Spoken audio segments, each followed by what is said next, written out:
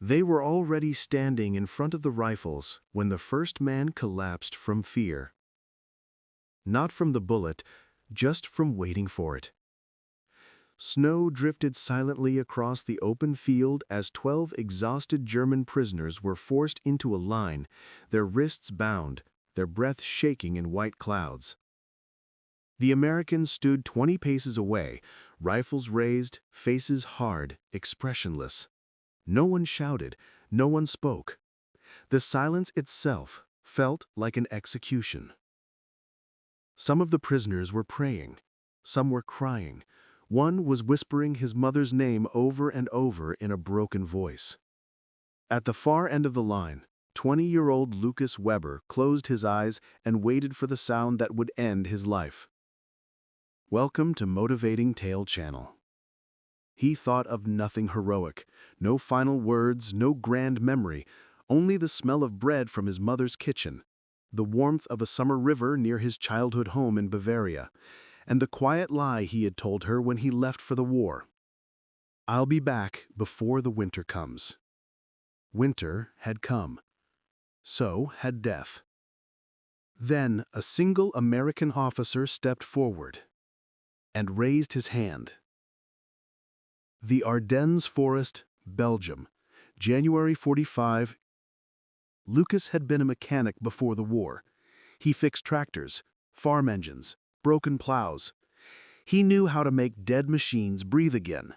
When Germany began running out of trained soldiers, he was taken anyway. No training, no real preparation, just a rifle shoved into his hands and a uniform 2 sizes too big.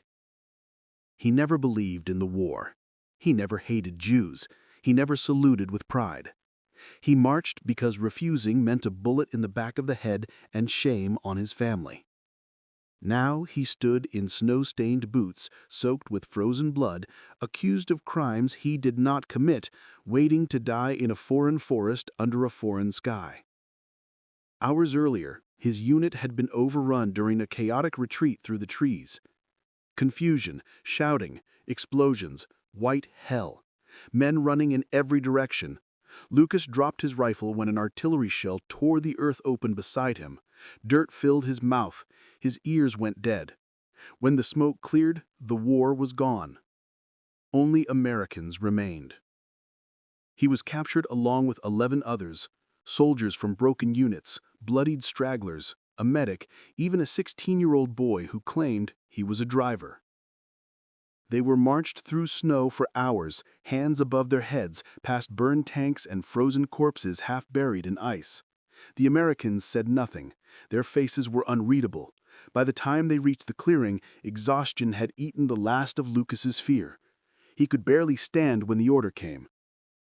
"Line up." They obeyed. Only when the rifles were raised did the reality finally crash down upon them. This was not a prison camp. This was the end. The old man in the line, the medic, began to shake uncontrollably. Another prisoner vomited into the snow. Someone screamed that they had surrendered, that they were POWs, that the Geneva Convention protected them. An American soldier muttered something under his breath. Lukas opened his eyes just long enough to see the rifle pointed at his chest. That was when the officer stepped forward. Captain James Carter was not a cruel man, but war had hollowed his face. Deep lines carved his eyes, and his hands carried the quiet tremor of someone who had given too many lethal orders. His unit had found a village 2 days earlier. What was left of one? Civilians frozen in houses, executed children near a schoolyard, a church burned to the ground with bodies still inside, prisoners taken from another American company hours before, shot and dumped in a ditch. The Germans they captured today were wearing the same unit insignia as the men responsible. His men wanted revenge. Carter had not stopped them when they suggested execution. He had only said, "Line them up." Now, in the freezing silence, with 12 lives balanced on the weight of his decision, Carter looked into Lukas's eyes. And for one horrifying second, Lukas saw no mercy there at all. The wind moved through the trees like a whispering crowd. The American rifles tightened. One twitch, one breath, one order. Then Carter raised his fist. "Hold your fire." No one moved. Not the Americans, not the prisoners. Everyone froze, trapped in the moment between death and survival. Carter walked slowly past the line. He studied each face, bloody, starving, frozen, terrified. He stopped in front of the youngest prisoner, the boy. 16, maybe. 17. His helmet slipped over shaking eyes. He had wet himself. "Did you kill civilians?" Carter asked quietly. The boy shook his head violently. "No, sir. I drive only. Truck. I swear." Carter moved to the old medic. "And you?" "I saved lives," he whispered, "on both sides." Then Carter reached Lukas. "You," he said. "What did you do before the war?" Lukas hesitated. His lips barely worked. I fixed machines." Carter stared at him for a long second. Then Carter said, "Lower your weapons." Some of his men protested.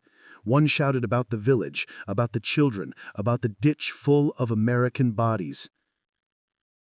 Carter's voice turned to steel. "These men did not commit those crimes, and today we do not become what we hate." The rifles lowered. The prisoners collapsed. Lukas fell to his knees and sobbed into the snow like a broken child. But mercy did not mean safety. They were marched to a temporary POW holding area inside a ruined barn, surrounded by barbed wire and guarded day and night. Food was scarce, shelter worse. The cold was merciless. Sick men coughed through the night. Frostbite began to take toes and fingers.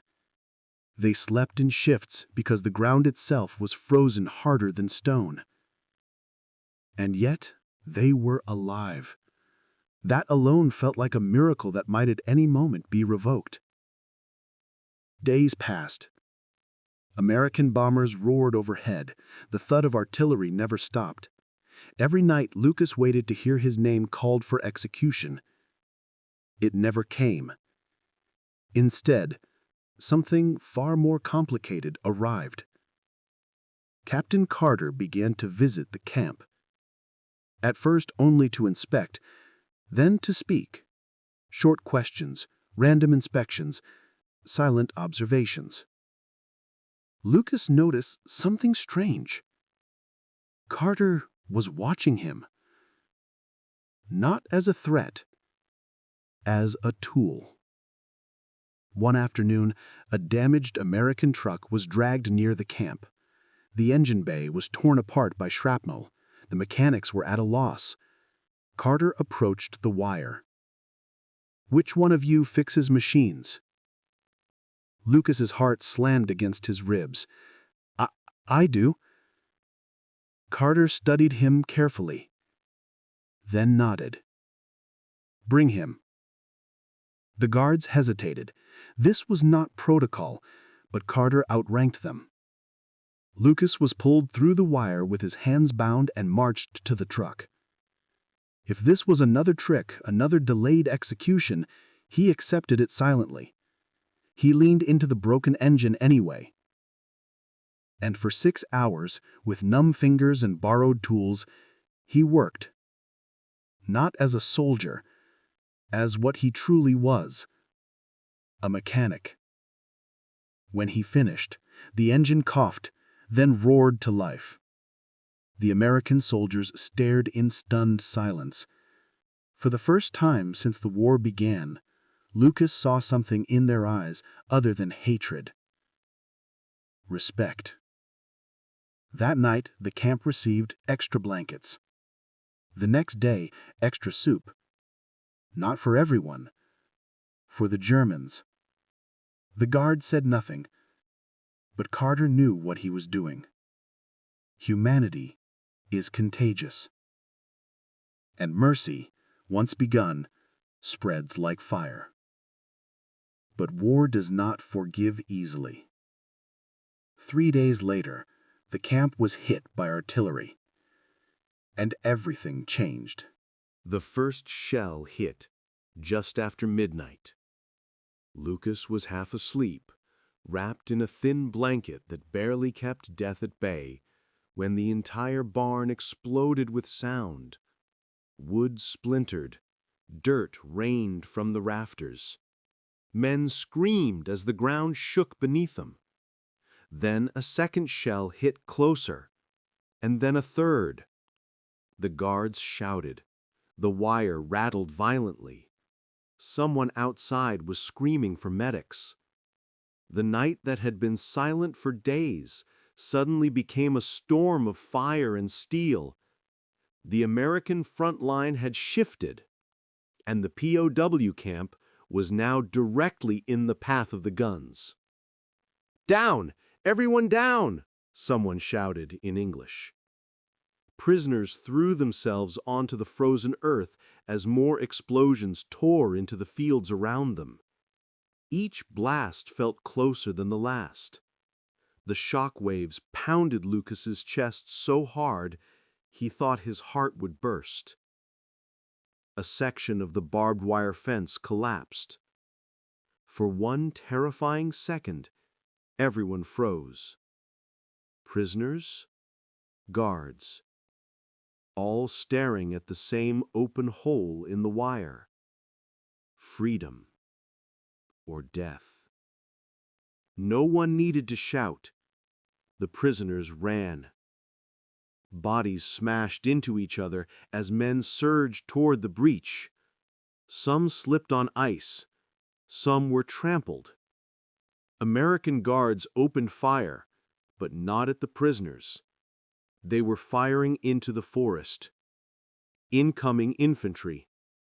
German infantry. The front line had collapsed in confusion, and now two enemies were trapped inside the same cage while shells fell from the sky. Lukas ran without thinking. Through smoke, through screaming, through blood. He felt a hand grab his sleeve. It was the old medic. The boy was behind them, sobbing, barely able to run. They burst through the broken wire and into the trees. Gunfire followed. Not aimed to kill them, aimed to cover them. American bullets tearing into the darkness behind them. For a moment, Lukas thought Captain Carter had ordered their escape. But the truth was worse. The camp was no longer safe for anyone. They ran until their lungs tore and their legs failed. When they finally collapsed behind a ridge of broken rock, only 7 prisoners remained. 5 were dead, disappeared, or worse. The forest fell silent again, except for distant guns and the boy's choking sobs. For several minutes, no one spoke. Then the medic whispered, "We are free." Lukas didn't answer. Freedom was not a gift in war. It was a curse with teeth. They traveled through the frozen forest like hunted animals. No uniforms, no supplies, no direction. American patrols hunted German stragglers. German patrols hunted deserters. The sky hunted everyone. They moved only at night. During the day, they buried themselves beneath fallen logs and snowdrifts, trying not to breathe.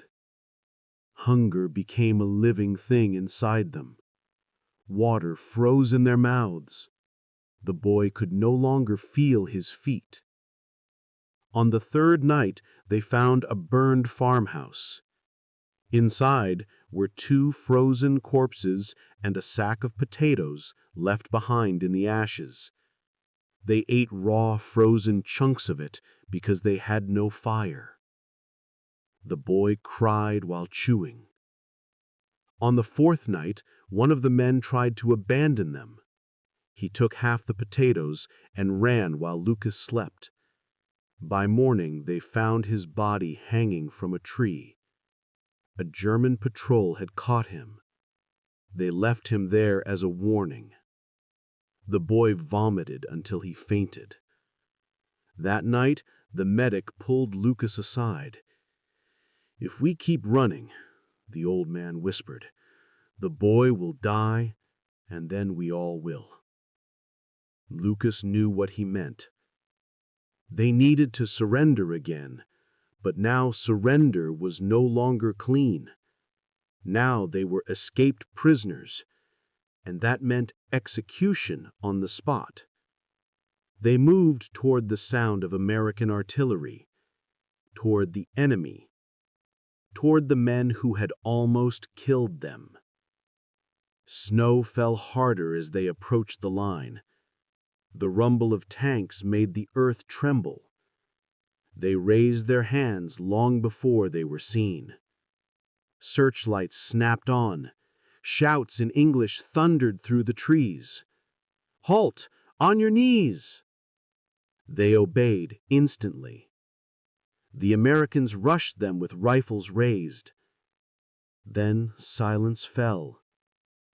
Captain Carter stepped forward. For a moment, Lukas truly believed the officer would kill him without hesitation. "You ran," Carter said quietly. The medic lowered his eyes. "You were being overrun." Carter studied them. Ragged, frostbitten, barely alive. "You could have vanished. Why come back?" Lukas forced his frozen lips to move. "Because running without hope is worse than dying with rules." Carter stared at him for a long time. Then he turned to his men. "Take them back. Get that boy to a medic." Relief nearly dropped Lukas to the ground, but not everyone saw the prisoners as human.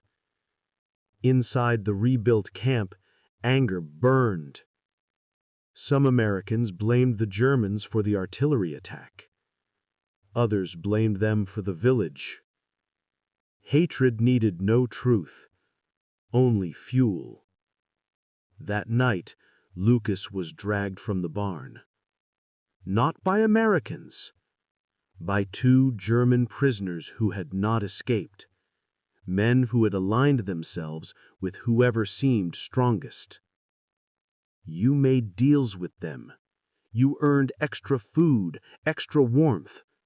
Before Lukas could speak, the first punch shattered his teeth.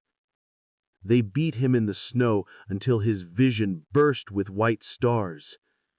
Then they left him bleeding outside the wire. The guards found him near dawn. Captain Carter arrived minutes later. He knelt beside Lukas. "They want you dead," he said quietly. Lukas tasted blood and nodded. "They think you betrayed them," Carter continued. "Sometimes mercy looks like treason." Lukas stared at the morning sky. "Then why did you show it to us?" Carter swallowed hard. "Because I already lost my soul once in this war. I won't lose it twice.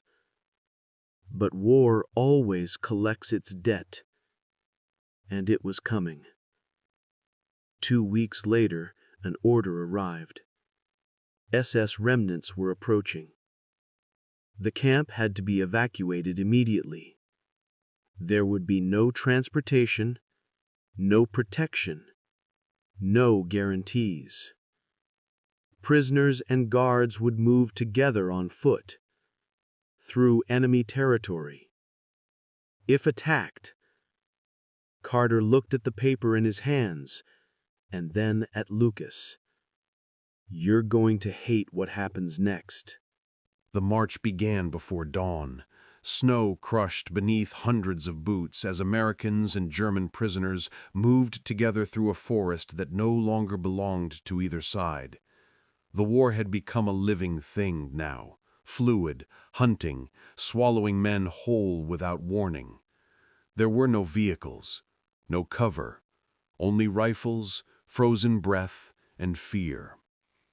Anyone who collapsed was dragged, anyone who resisted was struck, and anyone who fell behind too far was left behind.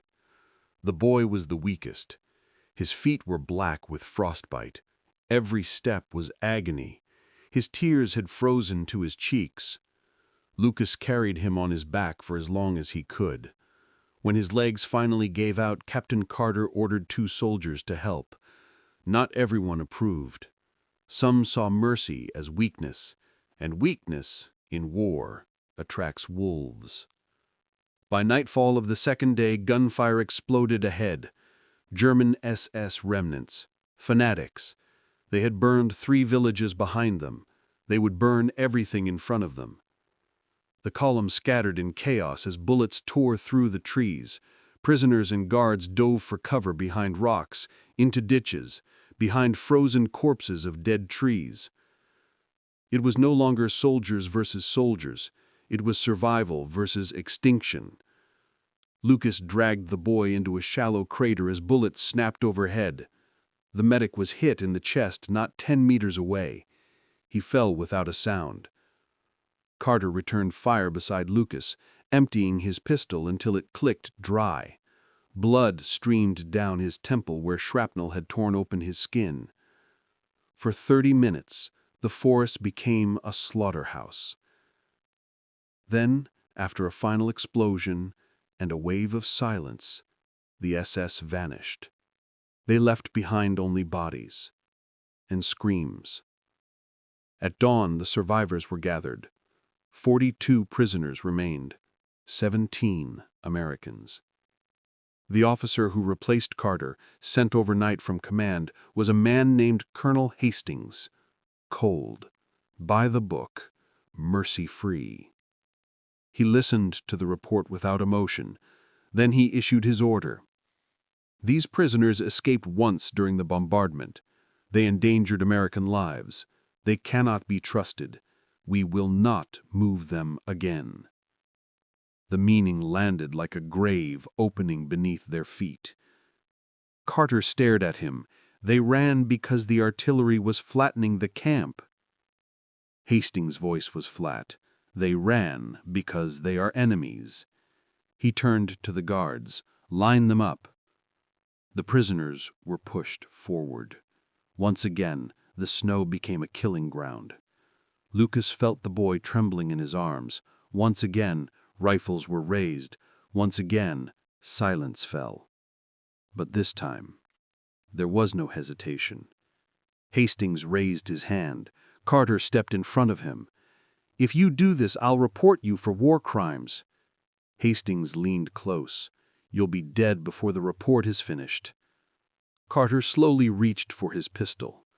The guards tensed. The prisoners screamed. And then Lukas stepped forward. He let the boy slip from his arms. He walked past the trembling line, past the rifles, past death itself, until he stood directly in front of Hastings. "You want blood?" Lukas said quietly through shattered teeth. "Then take mine." A murmur rippled through the line. Hastings narrowed his eyes. "You confess to crimes?" "I confess to being tired of watching boys beg to live." He lifted his shirt. Scars, bruises, frostbite, broken bones. "I am already dead. Let them live." Hastings studied him. Then he smiled. "Very well." He drew his pistol. A single shot cracked through the frozen air. Lukas fell. The boy screamed his name. Carter roared in rage and tackled Hastings as chaos exploded. Shots erupted, guards shouted, someone fired into the sky, another fired into the ground. By the time order returned, Hastings was dead, shot by his own side in the confusion. Carter knelt beside Lukas in the snow. Blood stained everything. Lukas struggled for breath. Did they live?" he whispered. "They live," Carter said, his voice breaking. "All of them." Lukas smiled faintly. Then his eyes went still. After the war, Germany fell. The camps were opened. The survivors returned to shattered homes, broken bodies, and haunted sleep. The boy survived. He became a doctor, and for his entire life he carried Lukas's name in his heart like a second pulse. Years later, in 1963, a letter arrived at an American address. Captain James Carter opened it with shaking hands. Inside was a photograph. A man in a white doctor's coat stood beside a gravestone in Bavaria. The name carved into stone read, Lukas Weber, 1924-1945. He stood so others could live. No rank, no medals, just truth. Carter wept for a long time, because in a war of monsters, one prisoner taught him what it meant to be human.